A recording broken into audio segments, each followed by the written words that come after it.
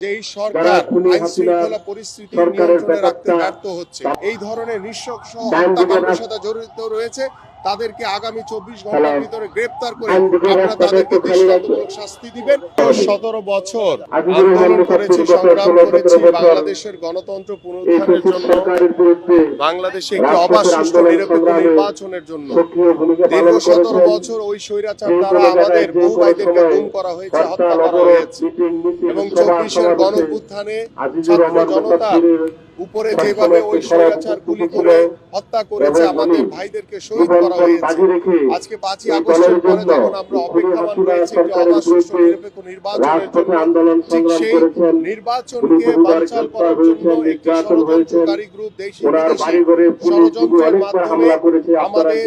দেশের ভিতরে একটি অস্থিতিশীল পরিস্থিতি তৈরি করার চেষ্টা করছে। আমরা দেখেছি কিছুদিন আগে যুবদল কর্মী গোলাম কিবরিয়াকে গুলি করে হত্যা করেছে। আমরা কিছুদিন আগে দেখেছি যে আমার ভাই হাদিকে কিভাবে গুলি করে হত্যা করেছে এবং গতকালকে আমরা দেখেছি যে আমাদের সহযোদ্ধা সহকর্মী যিনি শত শত মামলায় ওই স্বৈরাচার দ্বারা আক্রান্ত ছিলেন, সেই মুসাফিরকে প্রকাশ্যে গুলি করে কিভাবে হত্যা করেছে। এবং আমি পরিপূর্ণভাবে বলতে চাই যে এই সরকার আইন শৃঙ্খলা পরিস্থিতি নিয়ন্ত্রণে রাখতে ব্যর্থ হচ্ছে এবং নির্বাচনের আগ মুহূর্তে এই ধরনের হত্যাকাণ্ড আমরা কখনোই বাংলাদেশের মানুষ মেনে নিবে না এবং এটার জন্য আমাদের পক্ষ থেকে আমরা তীব্র প্রতিবাদ জানাই এবং আমরা এই আইন শৃঙ্খলা বাহিনী এবং সরকারকে আহ্বান করব যে আপনারা আপনাদের সর্বোচ্চটুকু দিয়ে এই ধরনের নৃশংস হত্যাকাণ্ডের সাথে জড়িত রয়েছে তাদেরকে আগামী 24 ঘন্টার ভিতরে গ্রেপ্তার করে আপনারা তাদেরকে দৃষ্টান্তমূলক শাস্তি দিবেন এবং বাংলাদেশের মানুষ